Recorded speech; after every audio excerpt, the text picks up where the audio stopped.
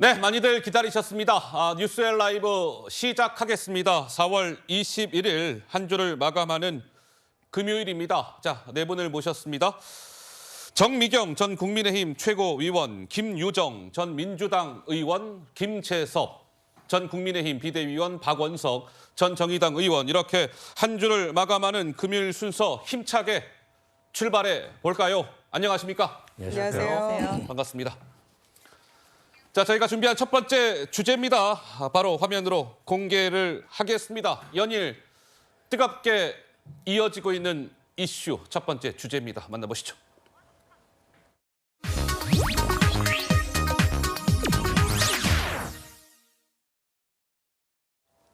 자, 2021년 5월 민주당 전당대회 돈봉투 의혹 수사가 중대 분수령을 맞았습니다. 이른바 돈이 조달이 되고 봉투가 전달이 되고 이러한 과정에 깊숙이 관여한 핵심 인물. 언론을 통해서 최근에 이 이름 석자가 많이 거론되고 있죠. 강래구 씨. 이분이 오늘 구속 기로에 섰습니다. 구속이 될지 말지가 정해지는 영장실질심사가 지금 이 시각 현재 서울중앙지법에서 열리고 있습니다. 오늘 영장심사를 받기 위해 법원에 출석하는 강래구 씨의 모습이 준비되어 있습니다. 먼저 보시죠.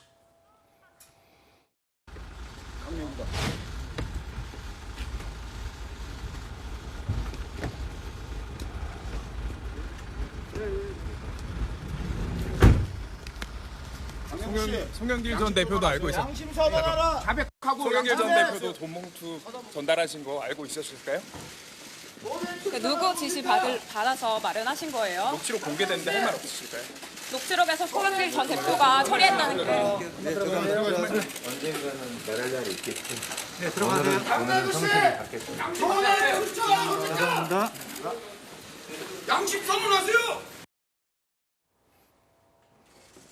네, 강래구 씨 오늘 구속영장 실질심사를 받기 위해서 오전 11시에 서울중앙지법에 출석을 했습니다.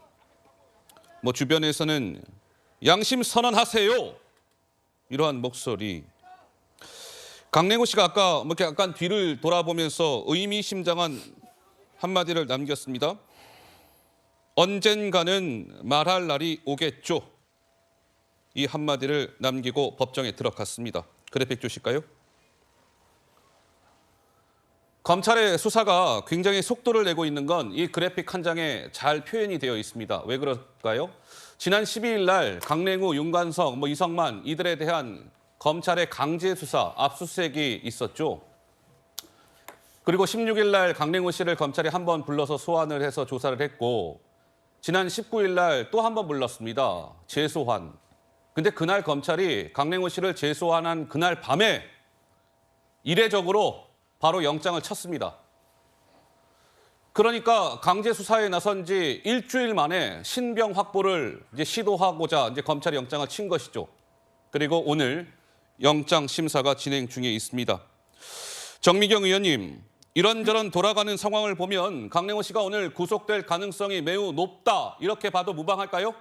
그렇죠. 저는 100% 거의 영장이 발부될 거라고 보고 있고요. 100%까지 갑니까? 네, 거의 제 100%라고 보고요. 예.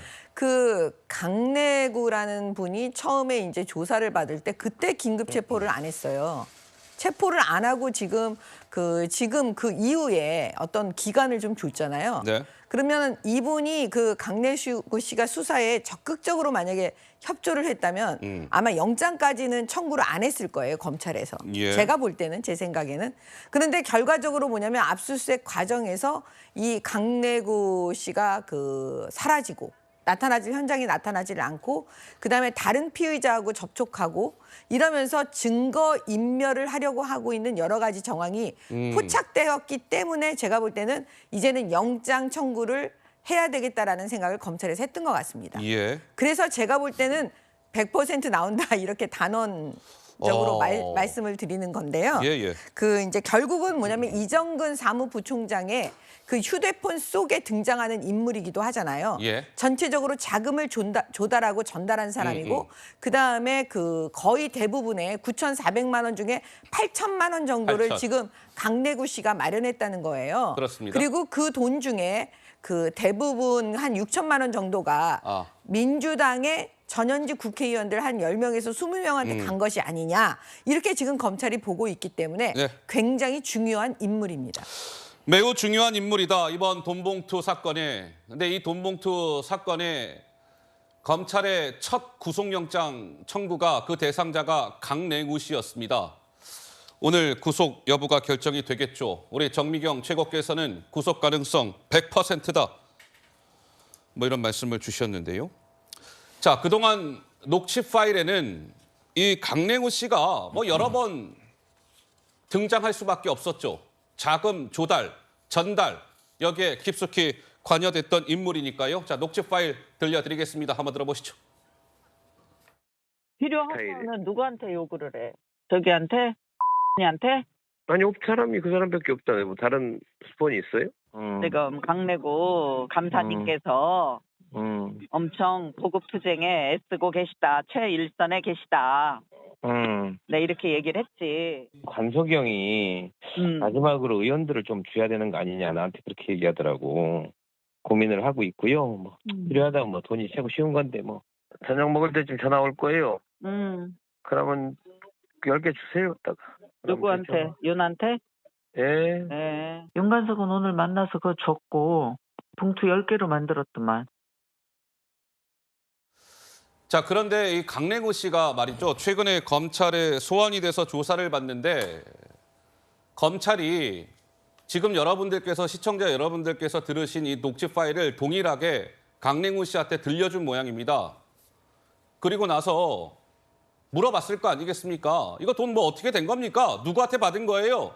의원들 누구한테 뿌렸습니까? 뭐 이런 거 등등을 물었을 텐데 강냉우 씨 답하길 기억이 안 나는데요? 기억이 나지 않습니다. 혐의를 부인했답니다. 저 녹취 파일은 뭐 20년은 전의 일이 아니죠? 한 2년 전에 불과한 것인데 기억이 나지 않는다. 김유정 의원님, 강냉우 씨의 기억이 나지 않는다라는 저 부분은 우리가 믿어야 할까요? 객관적으로 봐서 믿기는 좀 어렵죠. 아하. 그리고 다른 것도 아니고 본인이 지금 통화한 내용이 만천하에 공개가 된 셈인데 그 자체를 통화 사실이 없다고 부인하는 건지 통화 내용에 대해서 기억이 안 난다고 기억이 안 부인하는 난다. 건지 예. 알 수가 없는 그런 답변인데요.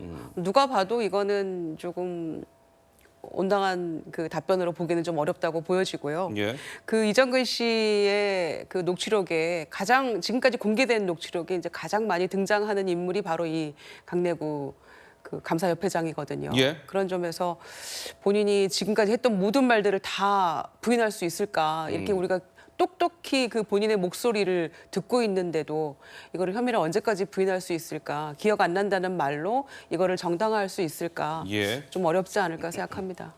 자, 그런데 이 강냉우 씨가 이번 돈봉투 살포 사건에 어느 정도 관여가 되어 있는지 잘 감들이 안 오실 수도 있을 것 같아서 저희가 정리 한번 해봤습니다. 한번 보시죠. 강냉우, 이정근이 두 사람의 통화에서 강냉우 씨가 이런 말을 합니다. 100만 원씩이라도 봉투 하나씩 만들어주면 좋은데 이건 이른바 돈 봉투를 어떻게 뿌릴지를 구상했다. 뭐 이렇게 볼 수 있는 대목이죠. 두 번째 박스. 땡땡땡이 형이 월요일에 오면 밥값이 없다. 현찰로 마련해줘라. 얘기해라. 이것은 사업가한테 돈을 받아내는 이른바 뭐 엑기스 표현 나오잖아요. 그 비법을 알려줬다. 이런 추정이 가능한 대목. 세 번째 박스. 윤관석 형이 돈 달라고 하면 1,000만 원을 주고 이것은 직접적으로 돈이 뿌려지는데 깊숙이 관여했다는 정황. 그런데 강냉우 씨는 기억나지 않는다. 뭐 이런 것입니다. 김재섭 의원은 어떻게 보세요? 좀 심각하다는 생각이 좀 듭니다. 계속 액수가 하나둘씩 늘어나고 그 돈을 주고받는 정황들이 점점 더 구체화되고 있는 상황이기 때문에 앞으로 이 돈봉투 살포 의혹 이 파장이 어디까지 미칠지 지금 가늠이 잘 안 되는 상황인데 제가 이 대목에서 조금 이 신경을 쓰는 부분은 뭐냐면 어떤 거 신경 쓰세요? 돈 봉투를 살포하는 것이 이게 단순히 그냥 캠프 잘 되자고 돈 봉투를 살포하는 것이지 아니지 않습니까? 결국 돈 봉투 살포 의혹의 최정점에는 송영길 대표가 있는 것이거든요. 왜냐하면 송영길 대표의 당선을 위해서 돈 봉투 살포를 한 것이니까요.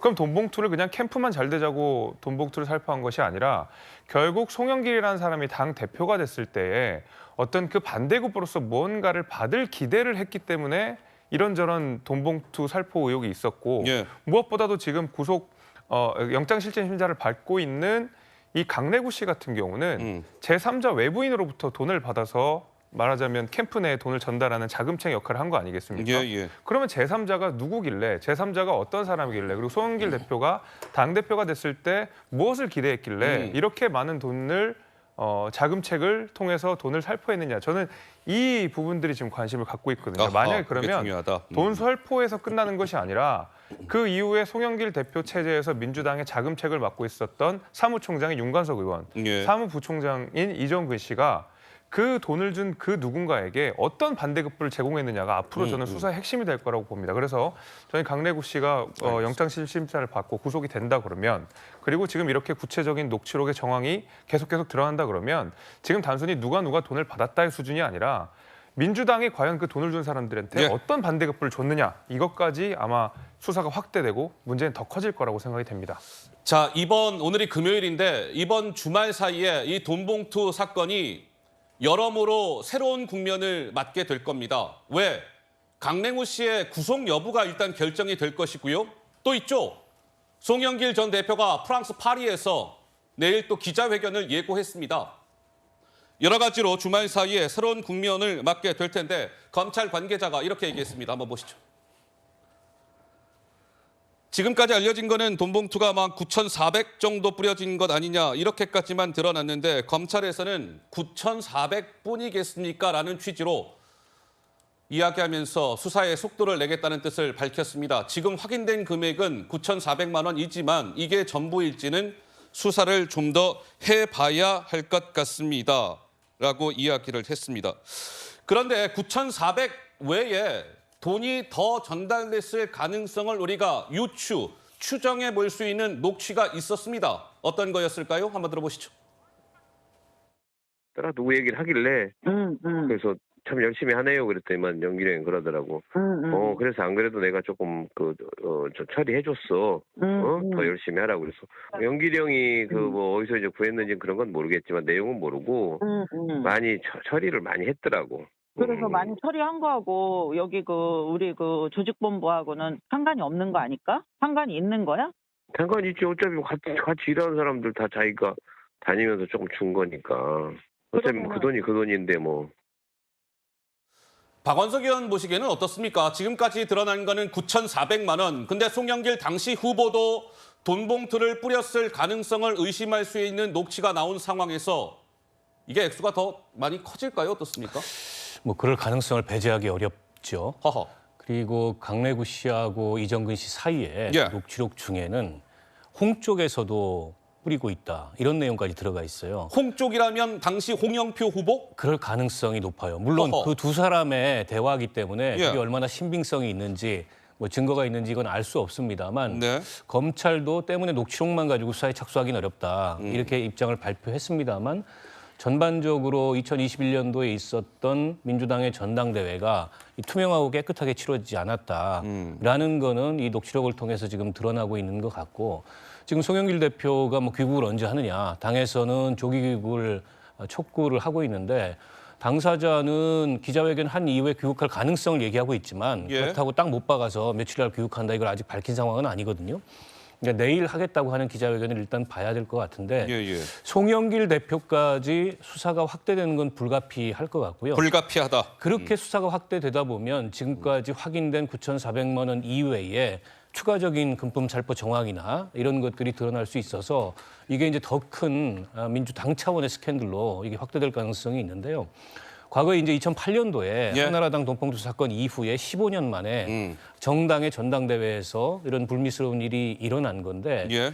이게 이제 걸리면 범죄고 안 걸리면 관행이고 이렇게 치부하면서 휴시하고 넘어갔던 그런 문제가 이제 그 수면 위로 전 드러난 거라고 생각하고 차제에 이게 어떻게 예. 보면은 뭐 민주당뿐만이 아니라 우리 정치 전체에 여전히 전체에. 남아 있는 그런 돈 정치나 이런 잔재를 확실하게 청산하고 개혁하는 그런 계기가 됐으면 좋겠습니다.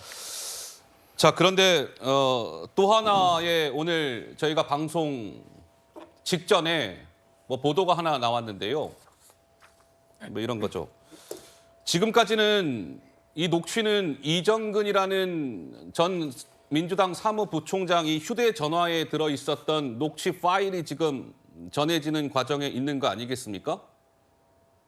그런데 이정근의 이 휴대전화 녹취 파일뿐만 아니라 이런 보도가 나왔습니다. 한번 보시죠. 이정근의 노트, 휴대전화 녹취 파일에 이어서 이것을 검찰이 확보했다라는 시사저널 보도입니다. 근데 이 노트에는 돈 전달 과정이 상세히 기록이 되어 있답니다. 이정근이라는 사람이 돈을 어떻게 마련해서 누구한테 줬고 이런 것들이 상세히 기록되어 있다. 수사팀이 이정근 노트를 가지고 있다. 글쎄요. 정미경 의원님, 또 다른 판도라의 상자가 열렸다 이렇게 봐도 될까요? 어떻습니까?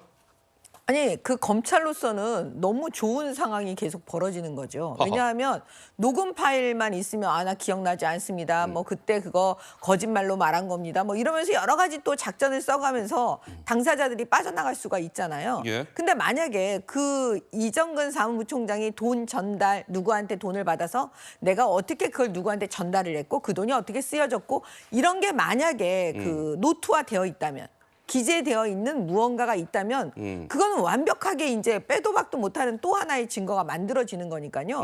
그 거기에 연루된 사람들이 도망가기 어렵죠. 송영길 전 대표가 아무리 나 모른다 이렇게 말한다고 모르는 게 되는 게 아니거든요. 예, 예. 근데 제가 볼 때는 그 노트가 이정근이라는 여성이 직접 쓴 거냐 아니면 이정근 씨가 얘기를 그 당시에 했는데 그걸 들은 누군가가 적었는데 그게 검찰로 들어간 것이 아닌지. 아하. 뭐 요거까지 아마 이제 그 지금 언론에 나와 있는 것 같더라고요. 예. 그러니까 어찌 됐든 그게 어떤 상황이든 그 노트에 적은 사람이 이정근이든 이정근의 측근이든 간에 그 사람들 검찰에 나서 또 조사 받아야 되거든요. 예, 예. 근데 그 당시에 자필을 그 내가 거짓말로 썼습니다. 이렇게 말하긴 너무 어렵기 때문에요. 예. 지금 제가 볼 때는 총체적 난국입니다. 민주당은. 자, 뭐 휴대전화 이정근의 녹취 파일이 뭐 3만 개 이런 얘기가 나오고 있는 가운데 이번에는 이정근의 노트까지 나왔습니다. 검찰이 확보했다 이런 시사저널 보던데요. 그런데요. 이번엔 녹취 파일을 하나 들려드릴 텐데 이번에는 송영길 당시 후보의 육성이 담겨 있는 녹취 파일입니다. 한번 들어보시죠. 요 3시 팀목을 설마 쳐서 그거는 내가 잘 맞출게. 밤에 전화 가지고 나한테 욕은 욕이란 다 퍼부어가지고 내가 그냥 잠을 설쳤네 잠을. 진짜 와서 이 충성 부대를 만들어놨어. 백업하는 그 군단을 내가 하여튼 오늘부터 만들게. 하여튼 뭐든 다 의논하고. 네, 알았어. 이 녹취 파일은 송영길이라는 분이 이정근이라는 사람을 굉장히 아끼고 신뢰하면서 챙긴 정황의 녹취 아니냐 이런 해석이 나왔는데 이정근이라는 사람이 구속되기 직전에 뭔가 또한 5페이지 분량의 메모를 작성을 했던 모양입니다. 그것과 관련해서 이런 얘기가 나왔습니다. 이정근이 검찰 수사가 좁혀오고 구속될 위기에 처하면서 엄청나게 불안해했다. 지난해 9월에 구속이 됐는데 구속되기 전에 엄청나게 불안해했다. 그런데 민주당이 도와주지 않자 이정근은 자신이 아는 것을 전부 털어놨다. 이 문건은 그것을 기록한 것이다. A4 용지 5장 분량이랍니다. 이 문건을 시사저널이 단독 입수했다. 뭐 이런 보도가 나온 것인데요. 저 부분은 김재섭 의원 어떻게 봐야 될까요? 일단 녹취록 이야기부터 먼저 드리면 그 송영길 대표와 저 이정근 씨가 반말로 주고받는 내용들이 반말로 나오지 않습니까? 대화하더라고요.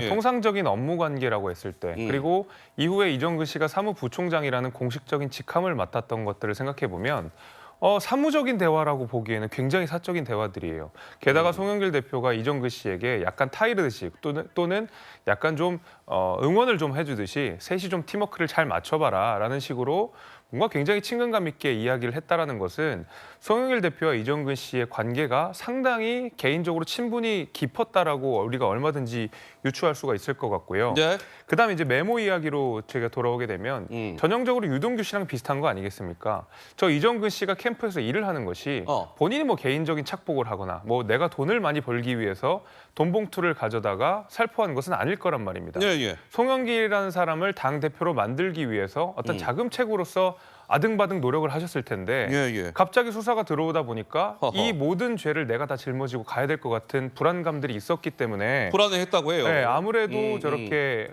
저런 탄원서 비슷하게 또 내지는 어떤 진술서 비슷하게 써놨던 것 같은데 이 진술서의 내용들을 보게 되면 그 어떤 돈이 흘러가야 되는 지도 같은 것들을 좀 잘 써놨던 것 같아요. 지금 김재섭 의원 말하는 사이에 지금 자료 화면 나오고 있는데 지금 바로 저런 거잖아요. 조직도식으로 뭐 이렇게 적어놓은 거. 그렇죠. 거기에는 뭐 친노, 친문계 이런 식으로 어떤 계파라든지 어느 그 사람을 통해서 이 사람들을 만날 수 있는지를 좀 자세하게 기록해놨다라고 언론 보도에 알려져 있는데 결국 돈이 어떻게 흘러가야 되는지를 정확하게 파악하고 거기에 대해서 지도를 그린 거라고 저는 생각하거든요.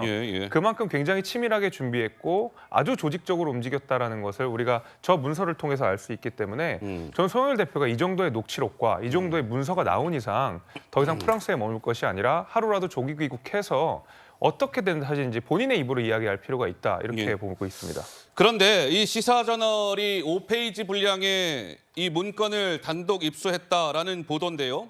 여기에는 친노, 친문, 친명의 돈줄이 적혀져 있다. 뭐 이런 겁니다. 그런데 5페이지 분량이라고 말씀을 드렸잖아요. 각각의 제목이 이렇게 돼 있습니다. 노무현. 이게 한 페이지인데 여기에 제목이 노무현. 두 번째 페이지, 문재인. 세 번째 페이지의 제목은 재수회. 이 재수회는 문재인 대통령을 재수를 시켜서 대통령으로 만들기 위한 모임이랍니다. 그리고 류영진. 문재인 정부 초대 식품의약품안전처장. 마지막 5페이지, 이재명 7일에. 이런 제목으로 각각 한 페이지씩 해서 5장의 문건을 시사저널이 단독으로 입수했다는 것인데 여기에는 현역 국회의원 14명을 비롯해서 51명의 실명이 등장한다. 뭐 이런 보도입니다. 박원석 의원님, 이 문건에 좀 파장이 이어질까요? 어떻습니까? 문건 작성 경위나 혹은 그 문건에 담겨 있는 내용이 100% 사실인지 이거는 이제 확인할 물론 길이 지켜봐야죠. 아직은 없습니다. 다만 앞서 이제 검찰에 이정근 씨가 쓴 자술서로 보이는 그 노트가 들어갔다고 얘기했지 않습니까? 그 내용과 또 상당히 중복된다 이런 보도가 있었어요. 근데 저 문건 내용이 만약에 사실이라면 저거는 지금 이른바 이정근 게이트가 지난 전당대회에 국한되지 않고 어떻게 보면은 민주당에 있었던 과거 노무현 정권 시절, 문재인 정권 시절에 자금 흐름과 관련된 그런 내용까지 지금 담고 있어서 파장이 상당히 클 것 같고요.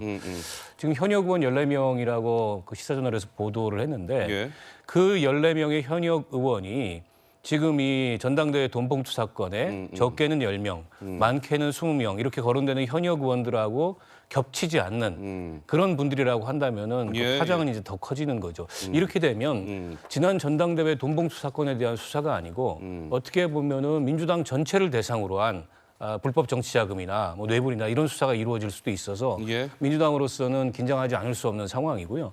문제는 이제 이정근 씨가 검찰 수사에 적극적으로 협조하고 있는 것 같아요. 지금 보기에. 그 때문에 지난번에 이제 1심에서 구형도 좀 적게 받았다.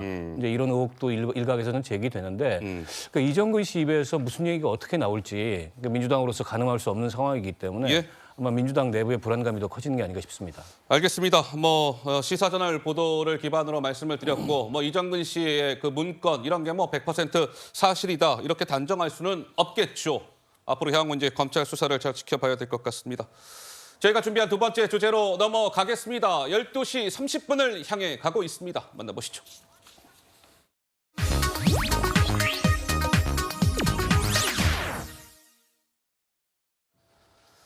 자, 이번 돈봉투 사건의 최고 뭐 정점에 있는 인물이다라고 하면 송영길 전 대표일 텐데 송영길 전 대표가 내일 기자회견을 예고했죠. 한번 보시죠.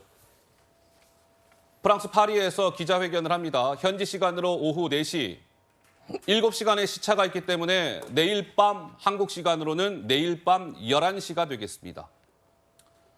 송갑석 최고는 귀국 촉구 얘기가 여러 루트를 통해 들어갔다. 예정보다 빨리 들어올 것이다. 송영길 전 대표 측에서는 회견을 마치고 내일 기자회견을 하고 빠른 시일 내에 귀국하기로 마음을 굳힌 상황이다. 뭐 이런 얘기가 나왔습니다. 그동안 송 전 대표는 당장 귀국 이 부분에서는 약간 미온적인 태도를 보여왔었는데요. 송 전 대표의 목소리가 준비되어 있습니다. 한번 들어보시죠. 먼저 이정근 전 사무부총장의 개인적 일탈 행위를 감시 감독하지 못했던 것에 대해서 당시 당대표로서 도의적 책임을 느끼고 지금 나오는 뉴스에서 이거를 내가 모르는 사람이 얼마나 있어. 나는 참 이상한 게 아니 내가 뭐 하고 있을 때 조사하고 그때 문제 있으면 다 조사하지. 조기 귀국 가능성은 현재로서는 없다고 아니, 봐도 될까요? 그날 말씀드릴게요. 저 수업이 있어서 들어가겠습니다. 그럼 일찍 들어가신 계획은 아직 현재까지? 아니 아무튼 토요일 날 뵐게요. 예, 감사합니다. 자, 미온적인 태도를 보였던 송 전 대표가 내일 기자회견을 하고 최대한 빠른 시일 안에 한국에 들어오겠다 뭐 이런 뜻을 밝혔다는 건데요. 일각에서는 송영길 전 대표가 민주당을 탈당한다 뭐 이런 걸 발표할 수도 있다 뭐 이런 보도가 나왔습니다. 그런데 민주당 내에서는 송 대표님 탈당 가지고 되겠습니까? 이런 목소리가 나왔습니다. 바로 이분을 통해서요. 들어보시죠. 송영길 후보로서는 좀 억울하긴 억울할 거예요. 나만 그랬냐 뭐 이런 거지. 그 멋있게 이걸 일을 처리하면 혹시 또 기회가 올런지도 모르죠. 그러니까 구질구질하게 안 했으면 좋겠다 이런 생각이. 정계은퇴 선언까지 해야 된다고 보세요? 당연하죠. 그거야. 어떻게 이래놓고 뭘 더 미련을 가진들 가능하겠어요. 그게. 네, 유인태 전 수석은 뭐 정계 은퇴 얘기까지 했는데 김유정 의원 보시기에는 어떻습니까? 송 대표가 최대한 빨리 국내에 들어오겠다. 심경에 좀 변화를 일으킨 것 같은데 뭐 어떤 압박에 대한 좀 부담을 느꼈을까요? 어떻게 보시는지요? 글쎄 파리에 계시기 때문에 국내 상황에 대해서 느끼는 그 체감 온도가 다른 건지는 모르겠습니다만은 파리에서 기자회견 하지 말고 더 빠른 시일 내에 빨리 돌아와야 한다고 저는 생각을 합니다. 그러니까 당에서의 초기에 이제 이 문제가 터졌을 때 검찰의 기획수사다 또 야당 탄압이다 이렇게 잘못 대응을 했거든요. 그런데 녹음 파일이 나오고 나서는 이게 심상치 않은 문제구나라고 판단을 하고 며칠 있다가 이재명 대표가 사과를 하고 그리고 검찰에 오히려 지금 수사를 신속하고 공정하게 빨리 해달라 요청한 그런 상황이지 않습니까? 그리고 중간중간 보면은 실제로 뭐 둘이 통화한 건 없지 않느냐, 송영길 대표가 직접적으로 뭐 거론되거나 등장하지는 않은 거 아니냐, 이렇게 얘기를 할 때마다 뭔가 하나씩 지금 그 녹취 파일이 터지고 있거든요. 그런 상황에서 송영길 대표가 지금 파리에서 기자회견을 한다 한들 이 전후 관계를 다 알지도 못할 것이고 또 얘기를 한다고 해도 또 다른 어떤 녹취 파일이 나올지 모르는 그런 상황에서 어떤 대응을 할 수 있으며 어떤 얘기를 할 수 있을 것인가.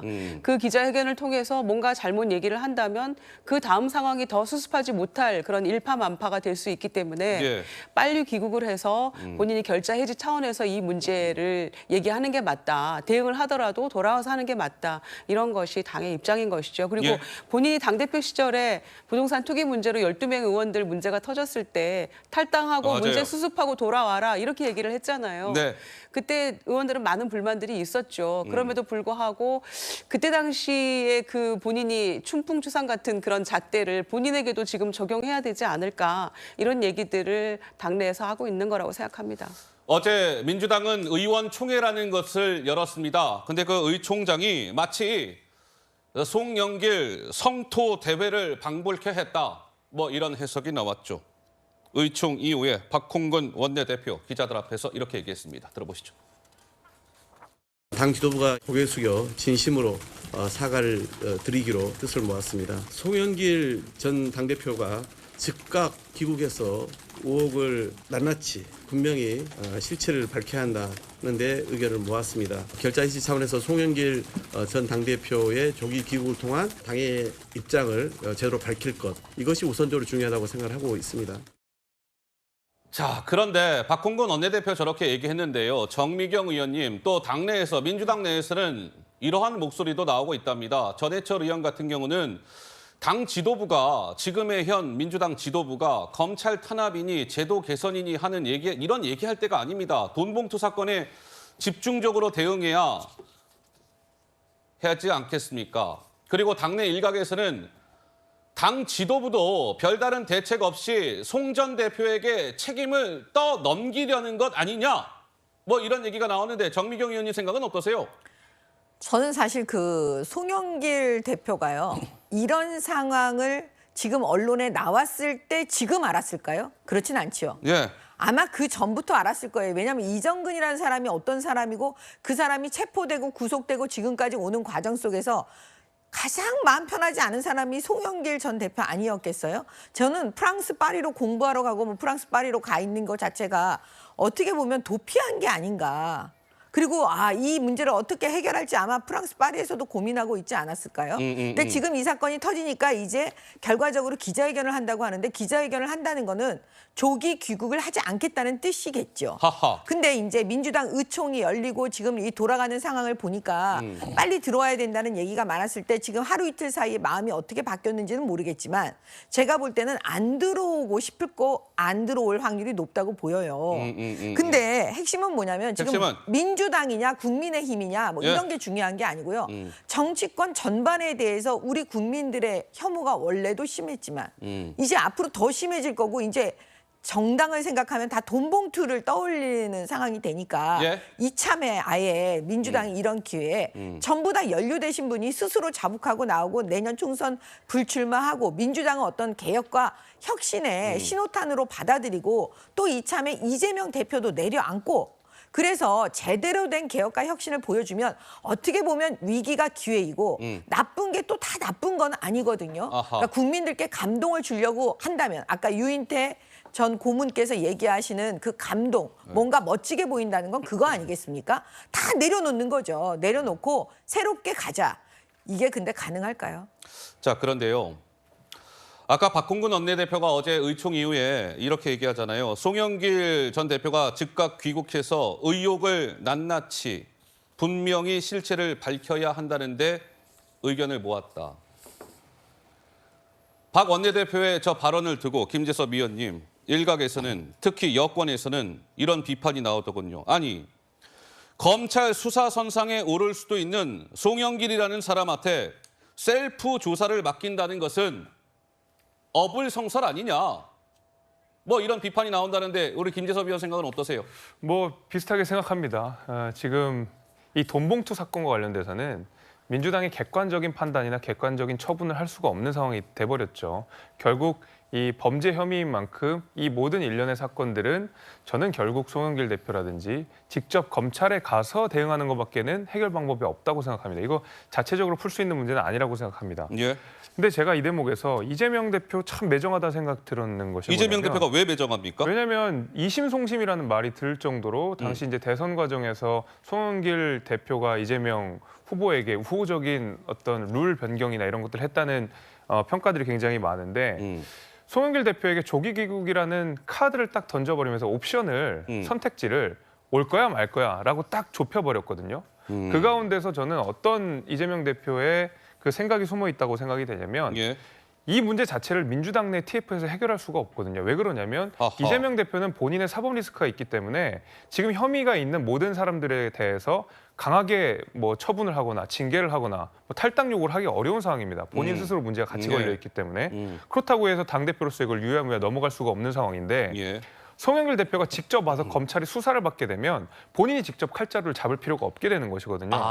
송영길 대표가 직접 대응을 하면서 이 모든 잘못을 송영길 대표에게 초점을 맞춰버리고 자기가 직접 누군가를 징계할 필요가 없게 하면 본인의 사법 리스크를 그쪽으로 밀어둘 수가 있기 때문에 저는 이재명 대표가 송영길 대표에게 조기 귀국이라는 옵션, 그러니까 올 거야 말 거야 빨리 와라고 선택지를 줘버린 것은 이런 어떤 정치적 고려들이 충분히 있었던 것이 아닌가라는 생각이 좀 들었습니다. 알겠습니다. 자, 그런데 이재명 민주당 대표가 송영길 전 대표에게 이런 뜻을 또 전했답니다. 한번 보시죠. 송 전 대표님, 내일 기자회견 안 하면 안 되겠습니까? 기자회견 좀 하지 않으시면 안 되겠어요? 이런 걸 요청했다라는 JTBC 보도인데요. 그래픽 넘겨주세요. 이재명 대표는 핵심 측근들을 통해 당과 상의한 후에 송 전 대표가 입장을 밝히는 게 좋겠다, 뭐 이런 뜻을 밝혔다고 하고, 친명계 의원은 당과 조율이 안 된 메시지는 또 다른 부담이 될 수도 있다. 송영길이라는 사람의 입단속이 중요한 시점이다. 뭐 이런 게 친명계 의원을 통해서 나왔답니다. 글쎄요, 송 전 대표는 아직까지는 오케이, 알겠습니다, 기자회견 하지 않겠습니다 라고는 발표하지 않은 것 같은데 상황을 좀 지켜봐야 될 것 같고요. 우상호 더불어민주당 의원 오늘 아침 라디오 방송에서 글쎄요, 이렇게 얘기를 하는데 같이 한번 들어봐 주십시오. 들어보시죠. 저는 녹취록에 현역 의원의 이름이 담겼을 리가 없다 이렇게 보고 있고요. 강래구 씨와 이정근 씨는 당시에 원외지구당 위원장이거든요. 예. 원외 지역위원장들이 만든 돈을 현역 의원들이 나눠 썼다. 저는 더불어민주당 그런 당 아니라고 생각합니다. 그런 관행이 없어진 지 오래됐거든요. 현역 들으셨어요? 의원이 이름이 들어있다는 것도 추정 아닙니까? 예. 진행자께서 보셨나요? 그래서 제가 볼 때는 실록을 좀 부풀려진 얘기가 많아요. 좀 과한 것 같습니다. 그러니까 우상호 민주당 의원은 뭐 돈봉투 뭐 이번 사건과 관련해서 민주당은 그런 당이 아니다. 좀 부풀려진 얘기인 것 같다. 현역 의원 이름이 들어있다는 것도 추정 아니냐. 뭐 이런 식의 발언을 했습니다. 김유정 의원님 어떻게 들으셨습니까? 글쎄 이렇게 우상호 의원이 이걸 어떻게 이렇게 단정적으로 얘기할 수 있는지는 잘 모르겠습니다. 예. 녹취록에 나온 얘기를 들어보면은 의원들한테 뭐 이렇게 전달했던 정황으로 느껴지는 얘기들이 나오고 있잖아요. 이제 그런 상황에서 지난번에 정성호 의원도 이제 나와서 뭐 식대, 뭐 차비 이렇게 얘기했다가 사과하셨잖아요. 예.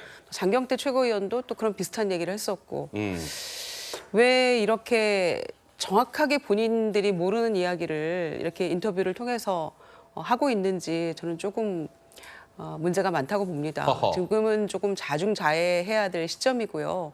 상황 파악을 면밀히 다 한 다음에 이런 얘기를 해도 사실은 부적절하다고 저는 생각을 하는데 실제로 현역 의원이 받았는지 안 받았는지, 물론 이재명 대표가 소위 지라시에 거론되는 의원들에게 전화를 다 해보니까 한 명도 없었다. 본인들은 아니라고 얘기를 했고 또 법적 대처하겠다라고 의원들이 얘기했다. 이런 얘기가 들리긴 합니다. 예. 그러나 100번 양보해서 현역 의원이 없다고 치고 그러면 지역위원장이 받으면 되는 겁니까? 안 되는 거죠. 안 되는 거죠. 예. 그래서 저는 이런 얘기들이 지금 이 분란 속에서 당에 무슨 도움이 되는지 모르겠어요. 그래서 본인들이 인터뷰를 할 때 의원들도 그렇고요. 예. 무슨 얘기를 하고 있는지 좀 명확하게 짚어서 하면 좋겠고 이런 식의 대응들이 지금 이 혼란 속에 빠진 당을 더 위태롭게 만든다. 그래서 조금 제발 자중자애했으면 좋겠다. 이런 말씀 드립니다. 알겠습니다. 자, 우상호 의원의 오늘 오전 라디오 방송 발언까지 짚어봤고요. 저희가 준비한 세 번째 주제로 넘어가야 될 것 같습니다. 12시 43분이 정확히 됐습니다. 만나보시죠.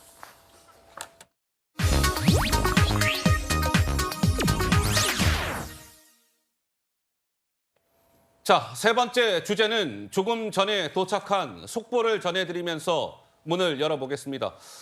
법원이 이재명 대표의 최측근이죠. 정진상 전 실장에 대한 보석을 오케이, 허가해줬다. 그러나 정진상 씨 증거인멸 않겠다는 서약서를 내야 한다. 조건이 붙었죠. 그리고 지정한 일시, 장소에 출석하는 조건도 있었다. 보석 보증금은 5천만 원이다. 정진상 씨 사건 관련자와 접촉하지 마시오라는 명령도 내렸다. 이런 것도 합니까? 실시간 위치 추적 전자장치를 정진상 씨가 착용하는 걸 또 조건으로 내걸었다. 정미경 의원님, 어떻습니까? 정진상 씨 보석 신청이 허가가 받아들여졌는데 뭐 여러 가지 조건이 붙어 있긴 합니다만 이 보석 허가 어떻게 봐야 될까요? 보통 이제 1심 재판이요. 재판을 할 때 구속된 미결 수용자라고 그러는데 우리가 피의자들이요, 피고인들.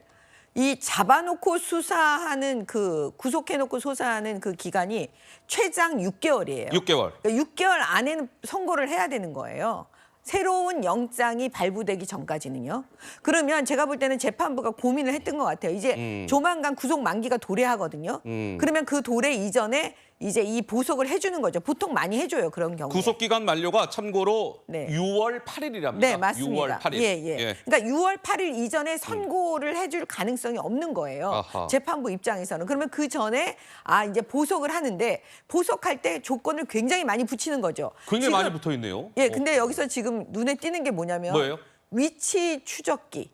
그러니까 저도 그게, 전자 장치를 지금 부착해라 이런 거잖아요. 범죄자들, 성범죄자들 보통 성범죄자들한테 하는 그건데 예. 지금 그 위치 추적기를 부착하는 조건을 걸었다는 거는 그만큼 보석해주고 싶지 않았는데 어떤 방식으로든 조건을 걸어가지고 지금 그 법원에서 해준 게 아닌가라는 생각이 들고요. 예. 검찰은 이거에 대해서 엄청난 반발을 할 겁니다. 왜냐하면 지금 증인들이 엄청나게 그 여러 가지 회유당하고 그다음에 증거 인멸을 하고 있는 여러 가지 정황들이 포착이 되어 있기 때문에 예. 재판부도 그걸 알고 있고 그렇기 때문에 제가 볼 때는 검찰의 반발이 예상이 되는데요. 그렇게 되면 검찰은 새로운 범죄를 발견해 내 가지고 지금 수사 중에 있는 거를 수사를 더 잘해서 영장을 또 청구할 수 있으면 청구하는 게 뭐 검찰의 할 일이겠죠.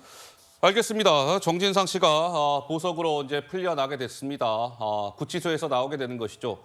근데 정민경 의원님 짧게 참고로 오늘 저렇게 보석 받아들여지면 정진상 실장은 바로 오늘 중에 바로 구치소에서 나오는 겁니까? 네, 맞습니다.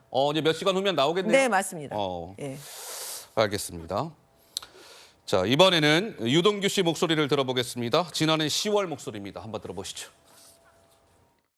제가 좀 뭐 배신감일 수도 있는데 제가 좀 착각했다 하는 생각이 많이 들었습니다. 형제들이라고 불렸던 이제 그런 사람들의 어떤 생각이나 내용들이 이 사건 터지고 난 다음에 원래 이제 좀 어려울 때 진면목을 본다고 하잖아요. 이제 그런 부분에서 제가 생각했던 것들은 상당히 다르구나. 자, 김용 씨 어제 재판이 있었습니다. 그런데 거기에 김만배 씨가 증인으로 나왔습니다. 보여주시죠. 유동규 씨는 그동안 그렇게 얘기를 해왔잖아요. 이른바 이제 대장동 개발 비리 사건에서 민관 유착의 상징적 정황으로 여겨지는 대목이 바로 의형제를 결의한 거 아니겠습니까? 근데 유동규 씨는 김용, 정진상, 김만배, 유동규 이렇게 4명이서 의형제를 맺었다. 이렇게 주장을 했는데 어제 김만배 씨는 김용 씨 재판에 증인으로 나와서 이렇게 얘기했습니다. 그런 의형제 이야기는 내가 처음 들었습니다. 수사 과정에서. 정진상이란 사람은요. 딱딱한 사람이라 나에게 형술이 잘 안 해요. 내가 50살 가까이 돼서 의형제를 맺는 게 쉽겠습니까? 라고 하면서 의형제를 맺은 사실을 정면으로 부인을 했다라고 합니다. 그러면서 김만배 씨는 어제 이 천화동인 1호 이 소유에 대한 증언도 있었는데 먼저 그동안 김만배 씨는 이렇게 주장을 해왔죠. 한번 들어보시죠. 그분은 전혀 없고요. 그분은 전혀 없습니다. 주인은 제가 주인입니다. 그분은 없어요. 제 건데 왜 천화동에 와는 제 거라고. 자, 그런데요. 어저께 이 재판에서 김만배 씨가 천화동인 1호 이 지분의 일부는 이재명 측이다라는 게 검찰의 시각인데 걔네가 가지고 있는 게 49%의 반, 24.5% 이렇게 정영학 녹취록에 있습니다. 김만배 씨가 저렇게 얘기했다는 것이죠. 그래서 저 걔네라는 게 이제 복수잖아요. 그래서 저게 이재명 대표 측의 지분 아니냐 이런 얘기가 나왔는데 김만배 씨가 어제 저 걔네는 유동규라고 얘기한 거예요. 검찰 측에서 김만배 씨 걔네라는 것은요 복수형이잖아요. 어떻게 된 겁니까? 이렇게 물었어요. 그랬더니 김만배 씨 답하길 저는요 복수와 단수를 잘 가리지 않습니다. 복수 단수 저는 가리지 않아요. 이렇게 얘기한 거예요. 그러면서 천화동인 1호 실소유주는 이재명 측 지분 없다니까요. 김만배 내 겁니다. 이런 주장을 이어갔다라고 합니다. 박원석 의원님 어떻습니까? 결국에는 지금 유동규 씨나 남욱 씨가 검찰 수사와 법정에서 얘기하는 바와 그다음에 김만배 씨가 얘기하는 바가 정면으로 배치되는 거죠. 특히 천화동인 1호의 지분을 놓고서 지금 김만배 씨 같은 경우에는 과거 본인이 했던 얘기, 즉 정영학 녹취록에 넣어놓은 얘기를 뒤집고 있어요. 그건 내가 이제 일종의 허언을 한 거다. 때문에 저런 어떤 김만배 씨 진술의 신빙성을 재판부가 어떻게 판단할지 그건 좀 지켜봐야 될 것 같고요. 아마 김만배 씨는 그런 것 같습니다. 천화동인 지분 1호와 관련돼서 어쨌든 끝까지 그걸 본인 것임을 주장하는 게 본인한테 유리하다 이런 판단을 하는 것 같아요. 설사 그게 유동규 씨나 뭐 내지는 이재명 그 대표 측이 연루가 돼 있다 하더라도 그걸 인정한다 그래서 본인의 혐의가 가벼워지는 것도 아니고 또 지금 김만배 씨 같은 경우에는 이제 돈을 지켜야 되는 돈밖에 남은 게 없으니까 그런 어떤 본인의 또 개인적인 이해관계가 있지 않습니까? 네. 때문에 천화동인 1호의 지분과 관련돼서 어쨌든 본인 일관되게 그건 내 거다라고 주장하는 게 본인한테 여러모로 유리하기 때문에 저런 진술을 택하고 있는 게 아닌가 싶은데 근데 이제 김만배 씨의 입을 넘어서서 혹은 유동규, 남욱 씨, 뭐 혹은 정영학 씨의 입을 넘어서서 검찰이 어떤 물증을 확보하느냐 이게 이제 재판의 관건일 건데 아직까지 그와 관련돼서 이렇다하게 그 뚜렷하게 혐의를 입증할 만한 그런 물증을 확보하지 못한 거 아닌가 싶습니다.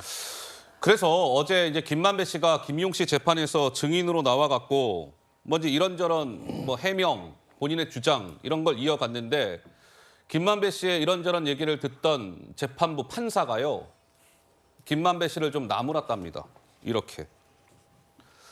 김만배 씨, 지금 본인 스스로가 말하는 게 진술이 앞뒤가 너무 안 맞는다는 걸 본인도 지금 느끼고 있지 않습니까? 자꾸요. 뭘 만들어내지 말고 증언하기가 어려우면 차라리 진술 거부권을 행사하세요. 라고 판사가 김만배 씨한테 따끔한 충고를 했다고 하는데요. 정미경 의원님, 판사가 증인한테 저 정도 얘기하는 거면 뭐 판사도 화가 좀 많이 났던 모양입니다. 그렇죠. 짜증 났다는 표현이죠. 저거는. 왜냐하면 그 증인이 얘기를 할 때 이미 기록으로 판사들은 대강은 다 내용을 알고 있는 거예요. 근데 증인이 너무 앞뒤 안 맞는 얘기를 막 하고 이 사람이 지금 만들어내고 있구나. 창조해서 대답을 하고 있구나. 이걸 판사도 다 느끼죠. 그러니까 이제 짜증이 나서 도저히 참지 못하고 아예 처음부터 그렇게 얘기할 거면 아예 증언 거부하고 하지 마라. 왜냐하면 증언 거부할 수 있습니다. 어떻게 거부할 수 있냐면 자기한테 불리한 이 증언으로 본인 사건에 불리하게 되면 증언 거부할 수 있거든요. 그러니까 차라리 그렇게 증언 거부해라. 이렇게 지금 법원에서 얘기한 거죠. 그렇군요. 알겠습니다. 자, 김만배 씨 얘기를 오랜만에 좀 전해드렸고요. 저희가 준비한 또 다음 주제로 넘어가 보도록 하겠습니다. 네 번째 주제입니다. 확인해 보시죠.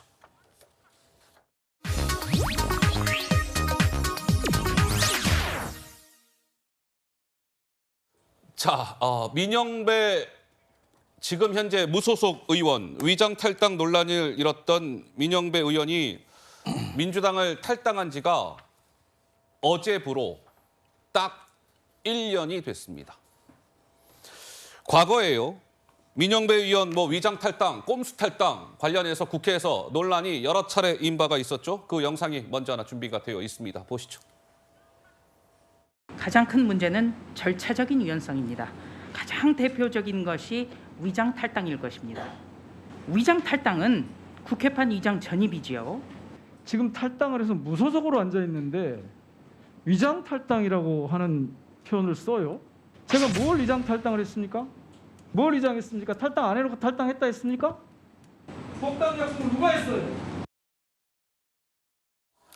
저런 논란이 있었는데 어제 더불어민주당 소속 의원 20여 명이 국회 소통관에서 기자회견을 열었습니다. 기자회견의 골자는 이런 거였습니다. 민영배 의원 다시 민주당에 복당시킵시다. 이런 주장이었습니다. 한번 이어서 들어보시죠. 민영배 의원은 좌초될 위기에 처한 검찰개혁법을 통과시키기 위해 정치적 결단을 한 것입니다. 그럼에도 민영배 의원은 탈당으로 인한 온갖 비난을 홀로 감내하고 있습니다. 당을 위한 희생에 이제 응답해야 합니다. 민영배 의원을 더 이상 광야에 애롭게 두지 않았으면 합니다.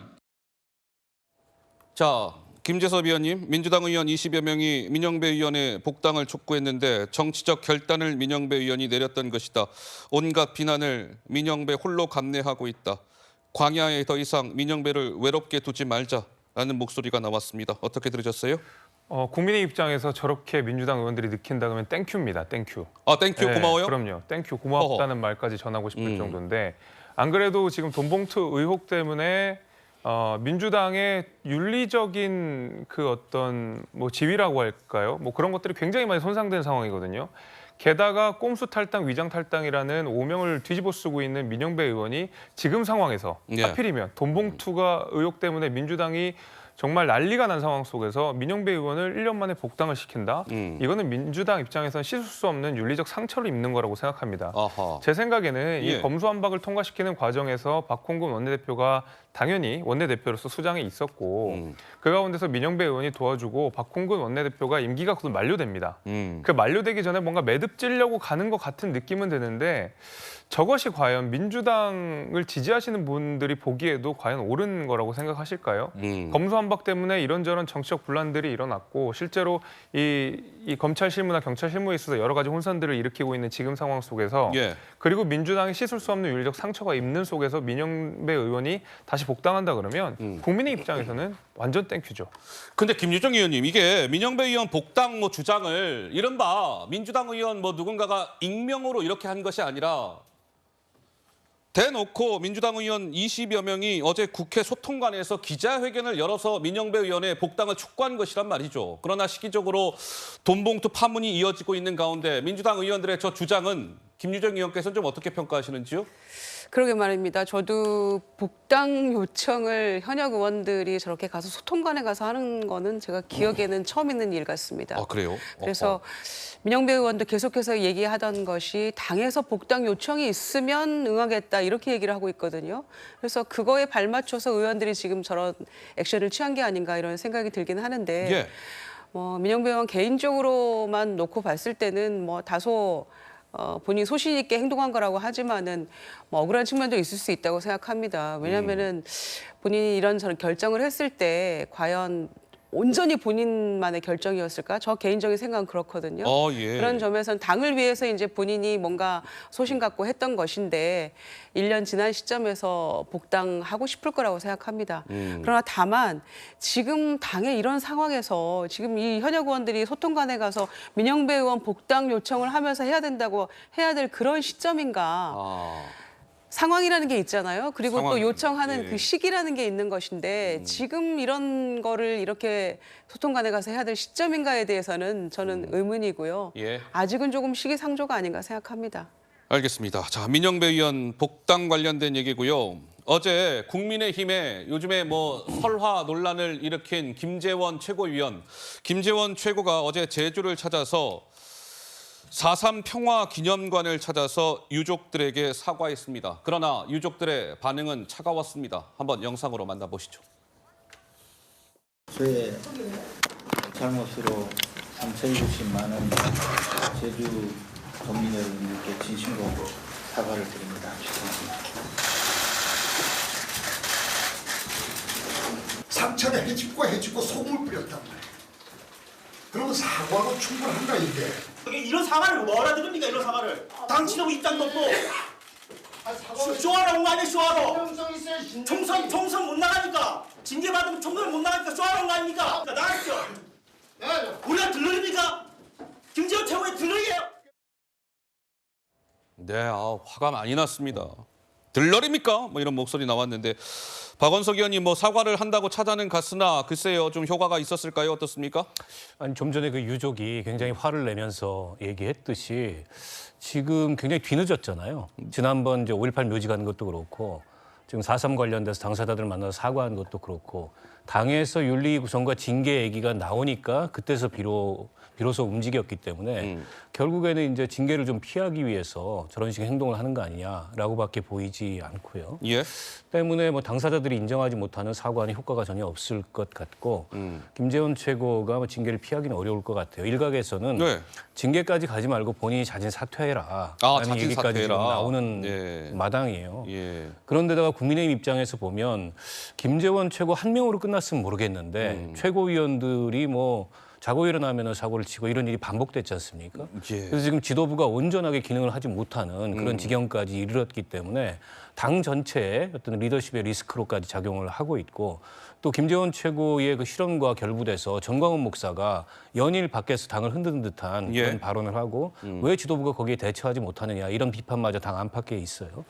그런 걸로 미루어 봤을 때 이게 이제 발단이 됐던 그 지도부 선거가 끝난 이후에 전당대회가 끝난 직후에 발단이 됐던 문제였기 때문에 아마 김재원 최고로서는 윤리 징계든 아니면 본인 스스로 결단해서 사퇴든 그걸 피하기 어려운 상황 아닌가 싶습니다. 알겠습니다. 김재섭 의원 생각은 어떠세요? 지금 뭐 김재원 최고 수석 최고위원 아니겠습니까? 최고위원들 중에 표를 제일 많이 얻었던 김재원 최고 자진 사퇴가 맞다고 보십니까? 아니면 윤리위원회를 가동을 시켜서 당원권 정지 6개월이든 뭐 1년이든 이런 징계를 통해서 해결하는 게 맞다고 보십니까? 우리 김재섭 의원 생각은 어떠세요? 그러니까 이 자진 사퇴를 하지 않으면 윤리위로 가서 징계를 받는 것이 불가피하다고 생각합니다. 불가피하다, 징계. 결국 이제 수석 최고위원으로서의 자리를 지키기가 굉장히 곤란한 상황이 돼버린 건 사실인데 이제 김재원 최고의 말이라고 하는 것이 또 다른 의원들도 평가가 좀 엇갈리는 것 같습니다. 예를 들면 뭐 태영호 의원 발언도 부적절한 면이 분명히 있었고 그밖에 다른 의원 최고위원들 발언이 부적절한 면이 있었지만은 그래도 토론해 볼 수 있는 내용들, 시시비비를 가려볼 수 있는 내용들이라고 한다 그러면 김재원 최고위원의 말 같은 경우에는 예를 들면 뭐 우파 통일, 전광훈 목사 우파 통일했다라든지 아니면 5.18 정신을 전문에 수록 안 한다든지 이제 이렇게 사실 당내에서도 평가가 전혀 엇갈리지 않는 시시비비가 완전히 가려진 내용에 대해서 개인적인 발언을 한 것이거든요. 그리고 수석 최고위원으로서 발언한 것이기 때문에 이것은 제가 윤리위원회로 간다고 하더라도 무조건 징계가 나올 거라고 생각합니다. 그렇다 그러면 가장 부드러운 방법은 자진 사퇴가 맞을 것 같고 자진 사퇴가 맞다? 그렇지 않다 그러면 윤리위에서 징계를 받는 것이 불가피한 상황이 아닐까 이렇게 생각합니다. 알겠습니다. 자, 김재원 최고 얘기까지 해봤습니다. 자, 리포트 하나 전해드리겠습니다. 그동안 세금 낭비다, 애물단지다 이런 비판을 받았던 전남에 있는 조형물이죠. 황금박쥐상. 그런데 지금은 지역의 아주 귀한 재산이 됐습니다. 금값이 너무 올라서인데 30억 정도였던 박쥐상. 와, 지금은 얼마일까요? 자, 공국진 기자의 리포트 보시죠. 커다란 날개를 펴고 비상하는 황금 박쥐들. 전남 한평군이 지난 2008년 제작한 국내 최대 규모의 숭금 조형물인 황금 박쥐상입니다. 당시 숭금 162kg과 은 281kg이 들어갔습니다. 투입된 예산은 모두 30억 원이었는데 대부분 숭금 값이었습니다. 한반도에서 멸종된 걸로 알려진 붉은 박쥐가 1999년 한평군 대동면 일대에서 발견된 게 모티브가 됐습니다. 한평군이 생태환경 보존의 중요성을 알리자는 차원에서 황금 박쥐상을 제작한 겁니다. 하지만 세금 낭비라는 비판을 받기도 했습니다. 당시에는 이제 찬반 여론이 있었죠. 황금박쥐를 보호하고 생태환경 보존에 대한 홍보도 하면서 겸해서 인식 제고를 위해서 제작하게 됐죠. 그렇다면 현재 몸값은 얼마나 될까? 최근 금값이 치솟으면서 제작 당시보다 5배 가까이 되는 140억 원대로 평가됩니다. 지금 한 140억이라고는 하는데 이제 조형물의 가치는 제외하고 이제 순수 이제 투입된 금, 은 뭐 이런 값이니까요. 황금박쥐상과 함께 만든 오복펄한 조형물도 15억 원에 달하는 것으로 추산됩니다. 몸값만큼 유명세를 타면서 4년 전엔 3인조 절도 미수 사건에 휘말리기도 했습니다. 당시 금 시세로 85억 원에 달하던 황금박쥐상을 절도범들이 훔치려다 보안시설에 막혀 실패하자 그대로 도망친 겁니다. 한평군은 오는 28일 개막하는 나비축제를 맞아 황금박쥐상을 관광객들에게 공개할 예정입니다. 또 황금박쥐상을 상시 관람할 수 있는 전시관을 올해 안에 한평 엑스포공원에 건립할 계획도 밝혔습니다. 채널A 뉴스 공국진입니다.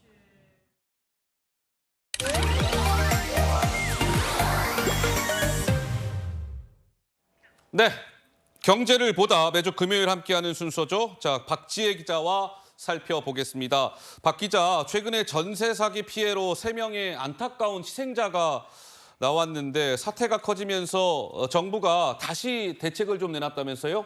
그렇습니다. 이 전세 사기 피해자가 살던 집이 경매로 넘어갈 때 피해자에게 우선 매수할 권리를 주는 방안을 검토합니다. 네. 피해 주택이 경매에서 다른 사람에게 낙찰이 되더라도 그 가격에 피해자가 먼저 집을 살 권리를 갖는 겁니다. 그런데 주택을 낙찰받아도 이 구입 자금이 문제가 될 수 있어요. 그래서 저렴한 금리의 대출을 지원하는 방안도 함께 추진합니다. 그렇군요. 피해자들 반응은 좀 어떻습니까? 일단 이 우선 매수권이요. 전세 사기 피해자들이 정부에 가장 크게 요구해온 부분입니다. 그래서 일단은 한숨 돌렸다는 반응이 나오는데 하지만 회의적인 반응도 있었습니다. 이미 보증금도 뺏기고 전세 대출을 갚아야 하는 상황에서 이 살던 주택을 낙찰받으면 대출을 또 받아야 하잖아요. 그래서 빚이 늘기 때문입니다. 자, 그러면 정부는 입법을 하는 것에 조금 난감한 입장이라는데 그건 왜 그런 겁니까? 사실은 우선 매수권을 시행하려면요, 입법이 필요합니다. 정치권이 밀어붙이고 있는데 낙찰자의 재산권 침해 문제가 생길 수 있어서 고민입니다. 이 방향만 잡았을 뿐이고요. 이 구체적인 부분은 논의가 필요해서 입법 과정에서 상당한 시간이 걸릴 가능성이 높습니다. 그렇군요. 피해 주택의 경매를 6개월 유예한다 이런 발표가 있었는데 피해를 줄이는 데 좀 효과가 있을까요? 사실 경매 유예 조치는요, 강제 사항은 아닙니다. 금융기관의 정당한 채권 확보를 위해서 이 경매를 진행하는 건데 그걸 막을 법적인 절차가 없습니다. 자율적으로 유예 여부를 판단하는데 금융사가 얼마나 참여하느냐에 따라서 성패가 달렸습니다. 이 경매 유예 조치는 피해자가 당장 거리로 내몰리지 않도록 좀 시간을 벌어주겠다는 취지인데요. 전세 사기 피해자 단체는 경매 일시 중지로 시간을 확보한 만큼 그 사이에 좀 실효성 있는 대책이 나와야 한다고 촉구했습니다. 네. 자, 다른 지역도 지금 전세 사기 피해가 나타나고 있는데 이 피해 규모가 박 기자 얼마나 되는 걸까요? 사실은 정부가 가장 좀 난감한 부분이라고 좀 얘기를 하는 건데요. 제가 직접 취재한 한 정부 관계자는 이 섬돌에 머리를 찢는 심정이라고도 좀 표현을 했습니다. 아, 그래요? 그만큼 좀 피해 집계가 까다롭다는 건데요. 예. 실제로 세입자가 전세 사기를 당한 건지 아니면 좀 단순한 분쟁을 겪고 있는 건지 역전세를 맞은 건지 좀 지자체 협조하에 면밀한 조사가 필요한 상태입니다. 현재까지 정확한 집계가 이뤄진 곳은 사태가 가장 심각했던 인천 미추홀구입니다. 피해 주택이 2,479세대인데요. 3개월에 걸쳐서 조사가 된 결과입니다. 그래서 전세 사기 피해를 입은 주택인지 정확히 판별이 되어야 이 세입자가 저리 대환 대출을 받는 것도 가능하기 때문에 정부가 가장 속도를 내야 하는 부분입니다. 그렇군요. 자, 이번 주 경제를 보다 박지혜 기자와 함께했습니다. 잘 들었습니다. 초여름까지 넘어갔던 계절이 다시 봄으로 돌아오자마자 황사 소식입니다. 어제 몽골과 중국에서 발원한 황사가 우리나라로 또다시 유입되고 있습니다. 백령도를 비롯해서 점차 황사 지역이 확산되고 있고요. 이번 황사 주말까지 우리나라에 영향을 주겠습니다. 우선 오늘 전국 대부분 지역이 미세먼지 나쁨 단계로 보이겠고요. 특히 강원 영동과 경북에서 먼지 농도가 짙을 것으로 보여서 황사 위기경보 관심 단계가 내려져 있습니다. 황사만 아니라면 하늘 자체는 맑겠고요. 전남으로만 오후 한때 5mm 미만의 적은 비가 내리겠습니다. 낮 동안 모처럼 선선한 봄 기운을 느낄 수 있습니다. 한낮 최고 기온 서울이 22도, 대전 23도로 중부 지역은 어제보다 조금 높겠고요. 전주 24도, 대구는 20도까지 오르면서 남부의 고온 현상은 누그러들겠습니다. 한편 경상도 해안과 제주도에는 매우 강한 바람이 불겠습니다. 주말 동안 비 소식 없이 따뜻한 날씨가 이어지겠고요. 다음 주 화요일엔 비 소식이 있습니다. 날씨였습니다. 네, 오늘 순서 모두 마치겠습니다. 주말들 잘 보내시고요. 저는 다음 주 월요일에 다시 찾아뵙도록 하겠습니다. 감사합니다.